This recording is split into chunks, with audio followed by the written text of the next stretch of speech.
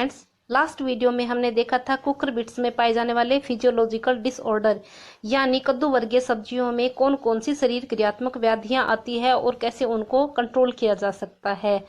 तो आज के वीडियो में हम देखेंगे इम्पोर्टेंट फैक्ट अबाउट कुकुरबिट्स।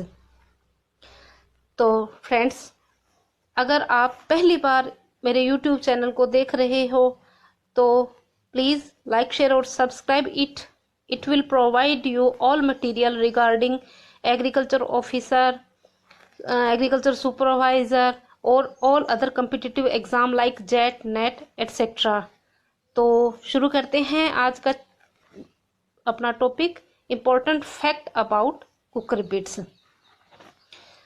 तो कुकुरबिट्स यानी कद्दू वर्गीय सब्जियां, जिसे हम गार्ड फैमिली भी कहते हैं। गार्ड फैमिली, यह जो कुकुरबिटा नेम है वह एक लैटिन वर्ड है और कुकुरबिट्स जो है वह एक्सट्रीमली टेम्परेचर सेंसिटिव होते हैं, यानी नियर फ्रीजिंग टेम्परेचर यह ग्रोन नहीं होते हैं। इसीलिए टेम्परेचर एक ऐसा लिमिटिंग फैक्टर है जो इसके ज्योग्राफिकल डिस्ट्रीब्यूशन और एरिया ऑफ कल्टीवेशन को अफेक्ट करता है। और कुकुरबिट्स पर्टिकुलरली वार्म सीजन की क्रॉप है और कुकुरबिट्स के अंदर 975 स्पीसीज है और इसी तरह 98 जेनेरा है। अब कुकुरबिट्स में जैसे कि हम जानते हैं कि 98 जेनेरा है, तो इन जेनेरा में से हम पर्टिकुलरली जो ट्रॉपिकल और सब ट्रॉपिकल में ग्रोन किए जाते हैं उनको एक बार देख लेते हैं। इनमें आता है कुकुरबिटा, इसमें आता है स्क्वैश, पंपकिन, जुकीनी और कुछ अदर गार्ड्स। दूसरा है लेगनेरिया, लेगनेरिया में आता है कैलेबेश और कुछ अदर इनएडिबल वेजिटेबल्स। नेक्स्ट है सिट्रुलस, सिट्रुलस के नाम से हम आप पहचान जाएंगे, इसमें आएगा वाटरमेलन और अदर मेलन्स। फिर आता है कुकुमिस, कुकुमिस में आएगा कुकुम्बर। फिर नेक्स्ट है मोमोर्डिका, मोमोर्डिका में आता है बिटरमेलन जिसे हम करेला भी बोलते हैं। और लास्ट में है लूफा, लूफा। तो फ्रेंड्स, जो लूफा जेनेरा है उसके अंदर गिलकी, तोरई इत्यादि आते हैं। अब ये जो कुकुरबिट्स होते हैं इनको अलग अलग तरह से क्लासिफाई किया गया है, जैसे कि एनुअल, पेरेनियल, हर्बेशियस प्लांट। इसके अलावा जो कुकुरबिट्स होते हैं वे वुडी लाइनास, थॉर्नी श्रब्स और ट्री भी होते हैं। और ट्री में अगर इसका एग्जांपल देखें तो डेंड्रोसाइकस इसके अंतर्गत आता है। अब एनुअल गार्ड में देखें या एनुअल कुकुरबिट्स में देखें तो कौन कौन कौन से आते हैं इसके अंदर। इसमें आता है bottle gourd, bitter gourd, sponge guard, rich guard, round guard, snake guard, wax guard. और इसके अलावा मेलन्स जैसे कि मस्क मेलन, वाटरमेलन और लॉन्ग मेलन और स्नैप मेलन जो है वह एनुअल के अंदर आते हैं। इसी तरह पेरेनियल, पेरेनियल यानी बहुवर्षीय कुकुरबिट्स, बहुवर्षीय जो कद्दू वर्गीय सब्जियां हैं उनके एग्जाम्पल है पॉइंटेड गार्ड, च्योटे जिसको हम चोचो भी बोलते हैं, काकरोल, कार्टोली, इवी गार्ड जिसे हम लिटिल गार्ड कहते हैं। तो यह सब कुकुरबिट्स के ही एग्जाम्पल हैं। तो जो कुकुरबिट्स होते हैं उनकी पहचान क्या है। इनका जो स्टेम होता है वह हेयरी और पेंटेगुलर होता है और इसकी पहचान होती है इसमें पाए जाने वाले टेंड्रिल्स। यह टेंड्रिल्स क्या करते हैं कि जो लीफ पिट्यूल्स होते हैं उनके साथ 90 डिग्री का एंगल बनाते हैं और इनके अंदर येलो और वाइट कलर के फ्लावर्स का प्रोडक्शन होता है। यह फ्लावर इंफीरियर ओवरी रखते हैं और लीफ एक्सिल्स में इनका बॉर्न होता है। यह साधारणतः यूनिसेक्सुअल होते हैं। इनमें क्या होता है कि या तो मेल और फीमेल डिफरेंट डिफरेंट प्लांट्स पे होगा जिसे हम डायोएसियस कहते हैं, या मेल और फीमेल एक ही प्लांट पे होगा जिसे हम मोनोएसियस कहते हैं। तो जैसा कि हम ऑलरेडी कह चुके हैं कि कुकुरबिट्स जो है उनमें सभी तरह की सेक्स फॉर्म पाई जाती है। तो यहाँ पर हम शुरुआत करते हैं कुकुम्बर में। तो कुकुम्बर जो होता है उसमें दोनों ही तरह की सेक्स फॉर्म पाई जाती है, मोनोएसियस और गाइनोएसियस। तो जो ओपन पॉलिनेटेड कुकुम्बर होता है वह मोनोएसियस नेचर का होता है, यानी इस तरह के कुकुम्बर में मेल और फीमेल एक ही पौधे पर पाए जाते हैं। लेकिन कुकुरबिट्स या कुकुम्बर में हाइब्रिड विगर को एक्सप्लॉइट करने के लिए गाइनोएसिस सेक्स फॉर्म ली जाती है। फिर अगर अदर वेजिटेबल में हम देखें तो बॉटल गार्ड, लूफा, पंपकिन और स्क्वैश मोनोएसियस है। और अगर इनके अंदर पॉलिनेशन देखें तो इनके अंदर पॉलिनेशन करती है हनी बीज। और जो कुकुरबिट्स होते हैं उनके फ्रूट को हम क्या कहते हैं? उसके फ्रूट को हम पेपो कहते हैं। यह एक modified fleshy many seeded berry होती है जिसकी राइंड जो है वह टफ होती है और इसके सीड्स जो है वह फ्लैटेंड होते हैं। तो फ्रेंड्स, कुकुरबिट्स में फीमेल फ्लावर का प्रोडक्शन को बढ़ावा देने के लिए क्या करते हैं? अगर हम हार्मोन ट्रीटमेंट की बात करें तो फीमेलनेस बढ़ाने के लिए इथ्रेल का छिड़काव किया जाता है। इसी तरह जो गाइनोएसियस लाइन होती है उसमें मेल फ्लावर का प्रोडक्शन बढ़ाने के लिए जिब्रेलिन और सिल्वर नाइट्रेट का प्रयोग किया जाता है। तो फ्रेंड्स, ऑलरेडी मैं आपको बता चुकी थी कि जो कुकुरबिट्स होते हैं उनके अंदर सेक्स प्लास्टिसिटी पाई जाती है, वह अपने जो सेक्स फॉर्म होता है उसको चेंज कर सकते हैं। तो यहाँ हम इसको एक बार और देख लेते हैं कि हाई टेम्परेचर और एक्सेस नाइट्रोजन हो जाने के कारण कुकुरबिट्स में मेलनेस इंक्रीज हो जाती है, यानी फीमेल फ्लावर का प्रोडक्शन बंद हो जाता है और मेल फ्लावर का प्रोडक्शन बढ़ जाता है। अब जैसा कि हम देख रहे हैं नेक्स्ट जो है कुकुम्बर के अंदर ही कि जो कुकुम्बर है वह second most important cultivated cucurbits है वाटरमेलन के बाद लगाए जाने वाला, यानी सबसे ज्यादा तो वाटरमेलन ग्रोन किया जाता है, उसके बाद में कुकुम्बर जो है वह सेकंड मोस्ट इम्पोर्टेंट कुकुरबिट्स है। अब इसके अंदर यानी कुकुम्बर के अंदर जो बिटरनेस है उसका कारण क्या है? उसका कारण है मेटाजीनिया इफेक्ट। इसके अलावा कुकुरबिट्स के अंदर पाया जाने वाला बिटर प्रिंसिपल कौन सा है? सभी कुकुरबिट्स में पाया जाने वाला बिटर प्रिंसिपल है कुकुरबिटेसिन, जिसे हम टेट्रासाइकिल ट्राइटरपेन्स कहते हैं। तो यह जो कुकुम्बर है वह 2 टाइप का होता है, स्लाइसिंग टाइप और पिकलिंग टाइप। तो जो स्लाइसिंग टाइप होता है वह वाइट स्पाइनी कलर वाला और लार्जर साइज का होता है, लेकिन जो पिकलिंग जो कुकुम्बर होता है उसमें ब्लैक स्पाइन कलर पाया जाता है। और अगर हम इसके प्रिजर्वेशन की बात करें तो कुकुम्बर का प्रिजर्वेशन 5 से 8% NaCl के सॉल्यूशन में किया जा सकता है। आप कुकुम्बर के ग्रोन करने के लिए टेम्परेचर कितना चाहिए? यह है 18 से 24 डिग्री सेंटीग्रेड टेम्परेचर पर बहुत अच्छी वृद्धि करता है। और कुकुम्बर का प्लांटेशन जो है वह हिल एंड फुरो मेथड से किया जाता है, यानी हिल एंड फुरो मेथड इसमें अप्लाई किया जाता है। और अगर इसमें हार्वेस्टिंग की बात करें तो कुकुम्बर की हार्वेस्टिंग पॉलिनेशन के 5 से 7 दिन बाद में की जाती है, यानी कुकुम्बर को इमेच्योर अवस्था में ही हार्वेस्ट किया जाता है। अब नेक्स्ट आता है कैंटालूप। कैंटालूप क्या है? यह अपने आप में एक मस्क मेलन ही है। इसके अंदर क्या होता है कि जो फ्रूट होता है उस फ्रूट में जो इसकी राइंड होती है उसमें नेटिंग वाली स्ट्रक्चर पाई जाती है और कोई इसमें ज़्यादा डिफरेंस नहीं है कैंटालूप और मस्क मेलन में। फिर आता है नेक्स्ट मस्क मेलन। तो मस्क मेलन भी आप अच्छी तरह से पहचानते हो। मस्क मेलन जो है वह एक क्लाइमेट्रिक फ्रूट है और इसके अगर हम क्लाइमेटिक कंडीशन को देखें, सॉइल कंडीशन को देखें तो यह सॉइल एसिडिटी को भी टॉलरेट कर सकता है और फ्रूट राइपनिंग के टाइम मस्क मेलन को 35 से 40 डिग्री सेंटीग्रेड टेम्परेचर की ज़रूरत पड़ती है। और अगर हम इसकी हार्वेस्टिंग देखें तो मस्क मेलन की हार्वेस्टिंग फुल नेटिंग स्टेज पर या फुल स्लीप स्टेज पर की जाती है।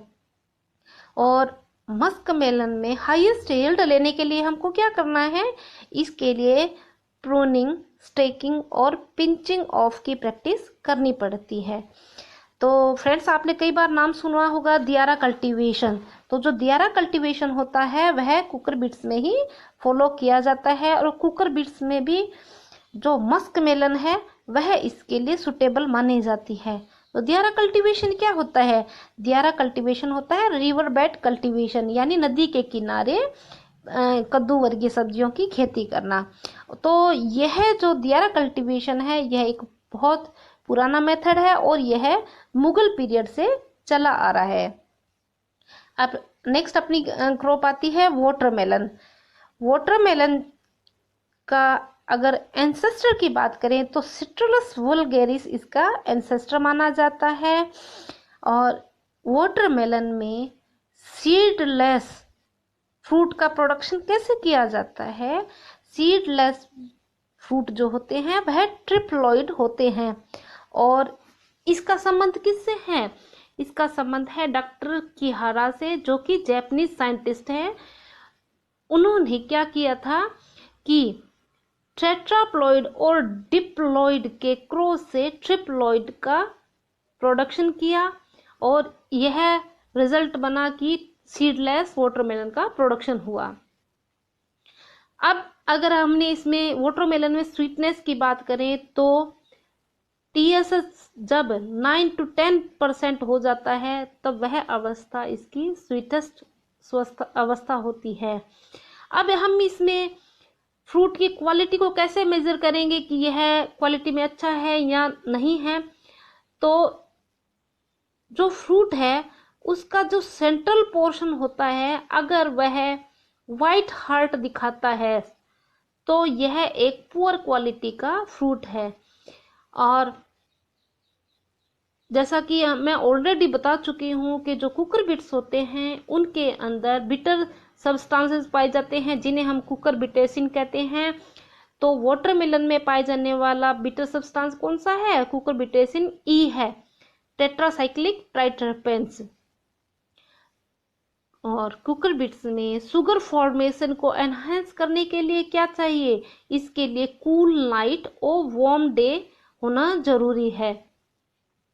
अब अगर हम इसके अंदर मैच्योरिटी देखना चाहें कि कैसे पता लगाएं कि वाटरमेलन को हम पहचान पाएं कि ये मैच्योर है या नहीं, तो इसमें जब फ्रूट के अंदर मेटालिक साउंड आती है, यानी फल को अगर हम थपथपा कर देखें और उसमें मेटालिक साउंड आती है तो यह इमेच्योरिटी को शो करती है।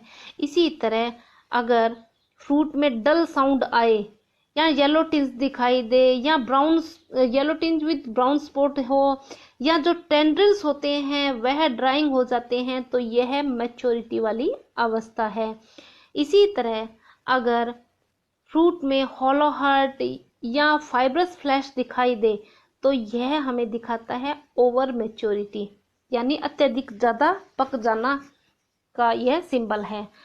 अब हार्वेस्टिंग कब करते हैं? वाटरमेलन की जो हार्वेस्टिंग है वह प्लांटिंग के 90 से 120 दिन बाद की जाती है। और अगर हम इसके अंदर पिगमेंट की देखें तो वाटरमेलन के अंदर पाए जाने वाला पिगमेंट कौन कौन सा है? एंथोसाइनिन और लाइकोपिन।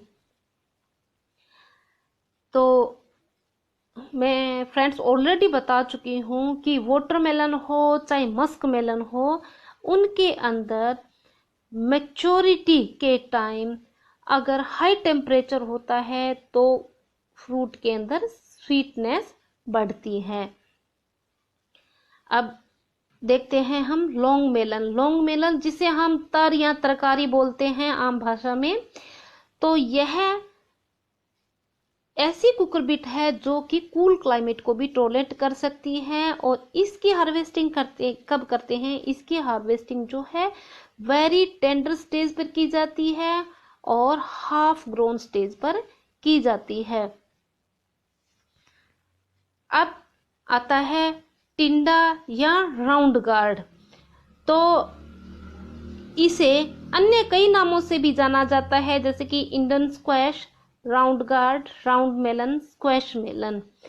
तो यह एक ऐसी सब्जी है कुकुरबिट्स की जो कूलिंग इफेक्ट रखती है और साथ ही इसमें विटामिन ए जो है वो हाईएस्ट अमाउंट में पाया जाता है। इसकी भी हार्वेस्टिंग जो है टेंडर स्टेज पर की जाती है। फिर अब आते हैं बोटल गार्ड पर। बोटल गार्ड एक ऐसी वेजिटेबल है जिससे हम कोफ्ता, पेठा या टूटी फ्रूटी नामक प्रिजर्व प्रोडक्ट बना सकते हैं। बोटल गार्ड 2 टाइप का होता है, राउंड और लॉन्ग।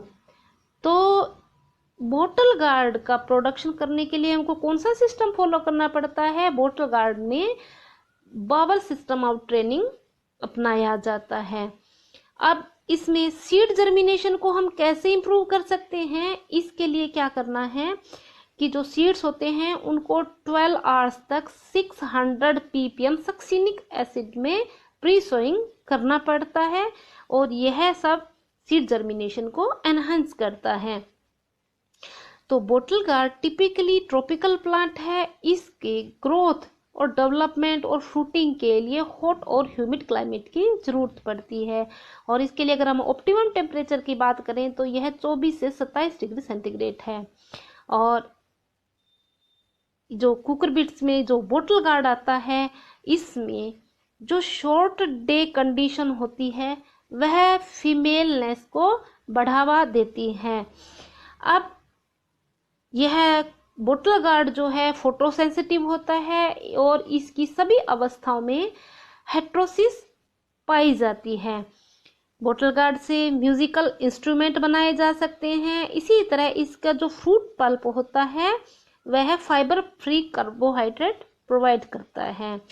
और अगर हम हार्वेस्टिंग की बात करें तो इसकी harvesting after sowing 55 to 75 days पे करते हैं। और किस अवस्था पर इसकी हार्वेस्टिंग करनी चाहिए? तो जो बोटल गार्ड होता है उसकी स्किन्स पर स्मॉल हेयर्स पाए जाते हैं। तो जैसे ही आफ्टर 3 डेज इसके जो हेयर्स है वो शेडिंग करने लग जाए तो इसको हमें हार्वेस्ट कर लेना चाहिए। अब क्वेश्चन अराइज होता है कि ये जो बोटल गार्ड है इसमें हम फीमेलनेस और फ्रूट सेट को कैसे एनहेंस कर सकते हैं?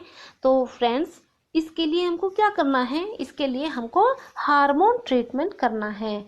तो इसके लिए डिफरेंट टाइप्स के हार्मोन काम में लिए जाते हैं, जैसे कि ethrel 100 to 150 ppm, maleic hydrazide 400 ppm, triiodobenzoic acid जिसे हम टीबा भी बोलते हैं 50 ppm, बोरोन 3 to 4 ppm और कैल्शियम 20 ppm।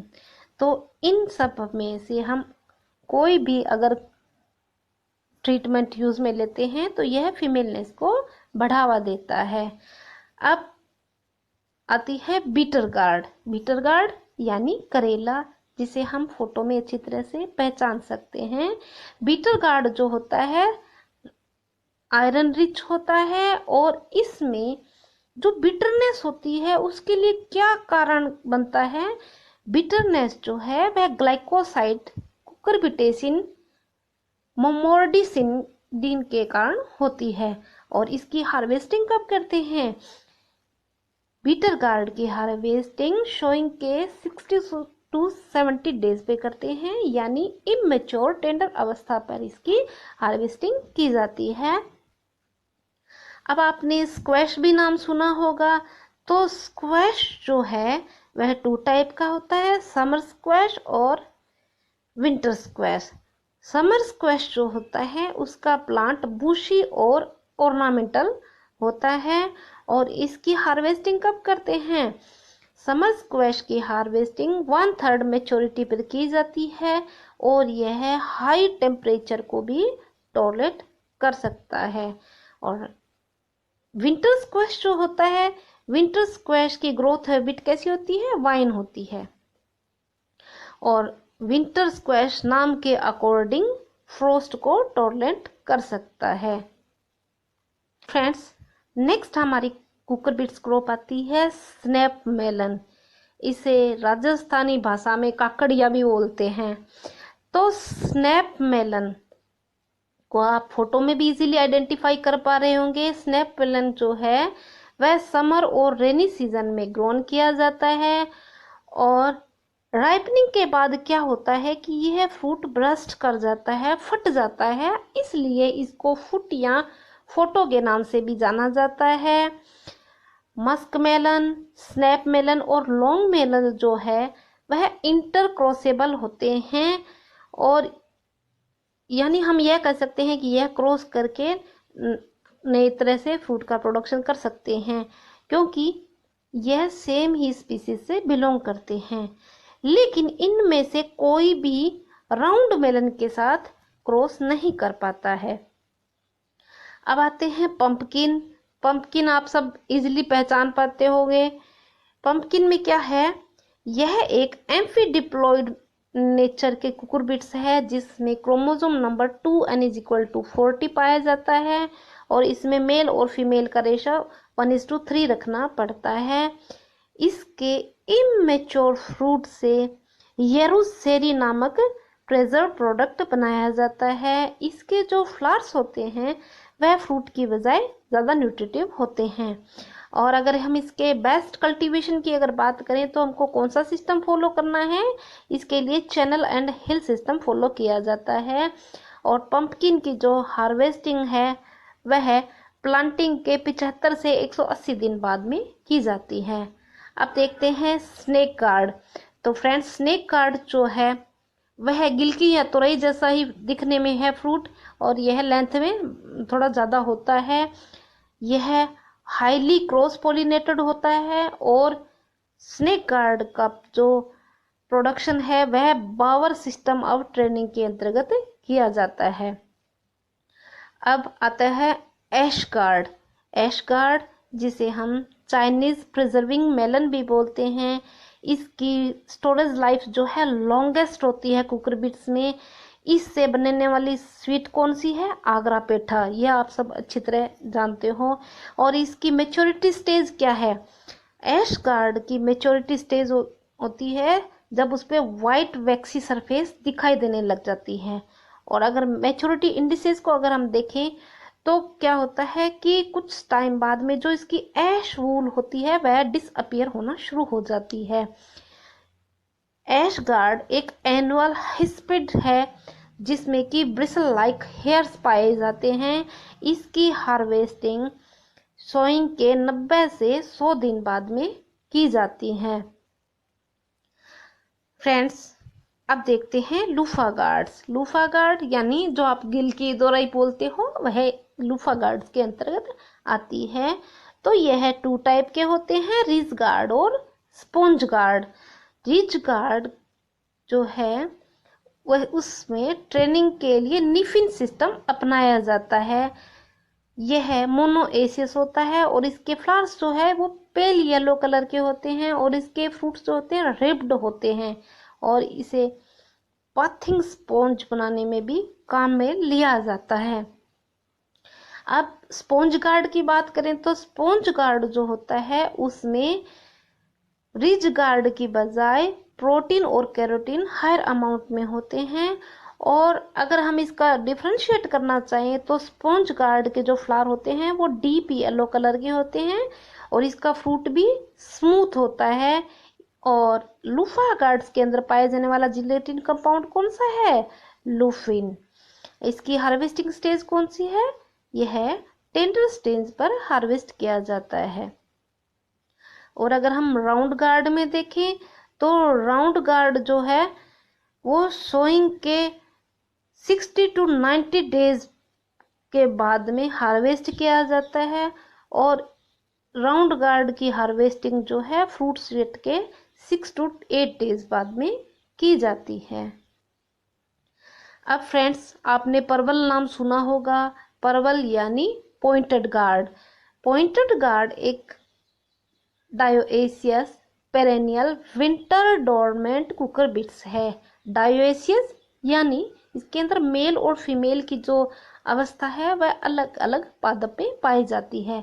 डायोएसियस होने के कारण इसको कम से कम 10% मेल प्लांट की जरूरत होती है। पॉइंटेड गार्ड का प्रोपेगेशन जो है पर्टिकुलरली वाइन कटिंग के द्वारा किया जाता है। इसके लिए 2000 से 2500 तक की कटिंग पर हेक्टेयर में जरूरत पड़ती है। इसके अलावा इसको रूट्स कर से भी प्रोपेगेट कर सकते हैं। और अगर हम इसकी अवेलेबिलिटी देखें पॉइंटेड गार्ड की, तो यह फरवरी टू अप्रैल तक रहती है। फ्रूटिंग जो है वह प्लांटिंग के 5 महीने बाद शुरू होती है। और फ्रूट की हार्वेस्टिंग कब करते हैं? इसकी हार्वेस्टिंग करते हैं फ्रूट सेट के 15 से 18 दिन बाद। तो जो पॉइंटेड गार्ड होता है वह इलनेस के बाद हेल्थ को रीगेन करने में मदद करता है, इसलिए यह एक मेडिसिनल वैल्यू भी रखता है। अब आता है चोचो। चोचो यानी सिंगल सीडेड कुकर बिट्स। यह पीयर शेप्ड फ्रूट के लिए ग्रोन किया जाता है।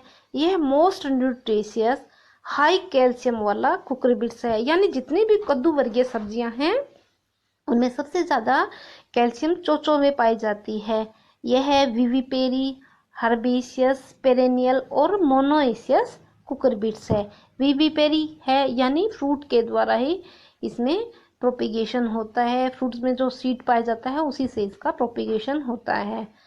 तो यहाँ हम इसको देख सकते हैं, स्प्राउटेड फ्रूट या लार्ज ट्यूबरस रूट जो है प्रोपिगेशन में काम में ली जाती है। अब आपने ककोड़ा नाम सुना होगा। ककोड़ा यानी स्पाइन गार्ड। तो स्पाइन गार्ड को काकरोल भी कहते हैं। इसका प्रवर्धन ट्यूबरस रूट और सीड्स के द्वारा किया जाता है। तो जो मोमोर्डिका डियोसिया है, जिसे मोमोर्डिका डियोसिया जो है वह विंटर डोरमेंट पेरेनियल होता है। इसी तरह एक और स्पीसीज है कार्टोली। कार्टोली जिसे हम स्वीट गार्ड भी बोलते हैं, इसका बॉटनिकल नेम है मोमोर्डिका चाइनेंसियस। तो यह दोनों ही स्पीसीज क्या है, डायोएसियस नेचर की है, इसलिए इसके अंदर भी फ्रूट प्रोडक्शन को बढ़ावा देने के लिए 10% मेल प्लांट का होना जरूरी है। अब परवल से ही मिलती जुलती कुकुरबिट्स वेजिटेबल है ईवी गार्ड या आईवी गार्ड। यह भी पेरेनियल डायोएसियस होती है और डायोएसियस होने के कारण इसमें भी 10% मेल प्लांट की जरूरत है। इसका बॉटनिकल नेम है कॉक्सीनिया ग्रैंडिस और इसे अन्य कई नामों से जाना जाता है, जैसे कि स्कारलेट गार्ड, टिंडोरा, कोवाई फ्रूट, टॉन्डिल, लिटिल गार्ड, और हिंदी में इसको कुंदरू के नाम से जाना जाता है। तो इसका प्रोपेगेशन भी हम परवल की तरह स्टेम कटिंग से कर सकते हैं। इसके लिए सेमी हार्डवुड स्टेम कटिंग काम में ली जाती है, जो कि 5 से 20 सेंटीमीटर लंबी होती है और 1.5 सेंटीमीटर डायमीटर में होती है। इसके अलावा आईवी गार्ड जो होता है इसको रूट्स के द्वारा भी प्रोपेगेट कर सकते हैं। अब कुकर बीट्स में जैसा कि मैं ऑलरेडी बता चुकी हूँ कि सेक्स में प्लास्टिसिटी पाई जाती है, तो इसकी जो मेलनेस है उसको फीमेलनेस में या फीमेलनेस को मेलनेस में हम कैसे कन्वर्ट कर सकते हैं, इसके लिए हार्मोन ट्रीटमेंट करना पड़ता है। तो अगर हम राउंड मेलन या बिटर गार्ड में देखें तो इसमें फीमेलनेस और वाइन ग्रोथ को एनहेंस करने के लिए 2 to 4 लीफ स्टेज पर 50 ppm मैलिक हाइड्रोजाइड का स्प्रे करना पड़ता है। इसी तरह बिटर गार्ड में फीमेलनेस को प्रमोट करने के लिए CCC यानी क्लोरम क्वाट जो है 50 to 100 ppm स्प्रे किया जाता है। इसी तरह हाइब्रिड सीड प्रोडक्शन करना या फीमेलनेस बढ़ाने के लिए bottle gourd, pumpkin, squares, sponge guard में इथ्रेल या सेपा का 200 से 300 ppm कंसंट्रेशन का स्प्रे एक तो 2 ट्रू लीफ पे किया जाता है और एक 4 ट्रू लीफ स्टेज पे किया जाता है। इसी तरह होमोजाइगस गाइनोएसिस जो लाइंस होती हैं उनको मेंटेन करने के लिए क्या करना पड़ता है, इसके लिए जिब्रेलिक एसिड या सिल्वर नाइट्रेट का 200 से 300 ppm या सोडियम थायोसल्फेट 400 ppm का स्प्रे करना पड़ता है। इससे स्टेमिनेट फ्लावर का प्रोडक्शन होता है। और इनका स्प्रे कब करना है, इनका स्प्रे भी 2 to 4 लीफ स्टेज पर करना है। और इसी तरह रिज गार्ड में 200 ppm NAA का स्प्रे करने से फीमेलनेस बढ़ती है। तो फ्रेंड्स, हार्मोन ट्रीटमेंट से हम फीमेलनेस से मेलनेस में ला सकते हैं। इसी तरह जो क्लाइमेटिक कंडीशंस होती है वह भी सेक्स फॉर्म में चेंज करती है। इसका एग्जांपल हम देख सकते हैं कि हाई टेम्परेचर या लॉन्ग फोटो पीरियड जो होता है वह मेलनेस को इंड्यूस करता है। इसी तरह लो टेम्परेचर और शॉर्ट फोटो पीरियड जो है वह फीमेलनेस को बढ़ावा देता है। तो फ्रेंड्स, कई जगह टर्म्स आई थी एंथेसिस। एंथेसिस क्या होता है? एंथेसिस वह फ्लावरिंग पीरियड होता है प्लांट का जहां पर फ्लावर जो है ओपनिंग करना शुरू करता है। तो एंथेसिस कुकुरबिट्स की अलग अलग वेजिटेबल में अलग अलग है। यानी हम टाइम की बात कर रहे हैं तो यह सभी वेजिटेबल्स में अलग अलग है। जैसे बॉटल गार्ड में एंथेसिस होती है मिड डे, इसी तरह रिच गार्ड और स्नेक गार्ड में होती है आफ्टरनून, और स्पॉन्ज गार्ड, बिटर गार्ड और मस्क मेलन में यह मॉर्निंग में होती है। तो फ्रेंड्स, आज हमने कुकुरबिट्स के सभी इम्पोर्टेंट फैक्ट्स को देखा है। अपने नेक्स्ट वीडियो में हम कुकुरबिट्स का बॉटनिकल डिस्क्रिप्शन देखेंगे और इसकी जो अलग अलग वैरायटीज़ हैं उनको देखेंगे। तो फ्रेंड्स, जितने भी आपके कॉम्पिटिटिव एग्ज़ाम होते हैं उनमें या तो इनका बॉटनिकल नेम पूछा जाता है या पर्टिकुलर टेम्परेचर। और अगर मोस्ट इम्पोर्टेंट क्वेश्चन की बात करें तो जो वैरायटी वाले क्वेश्चन है वह हर बार पूछे जाते हैं। जैसे हम एग्जांपल में कहें हरा बिंदु या मधु बिंदु कौन सी वैरायटी है, या यह मस्क मेलन की वैरायटी है या वाटरमेलन की वैरायटी है। तो इस तरह के क्वेश्चन बहुत पूछे जाते हैं। तो फ्रेंड्स, तैयार रहे, नेक्स्ट वीडियो में हम इसी को स्टडी करेंगे। Friends, hope you enjoy this video. Thanks for watching doctor Saroj Chimpa agri classes.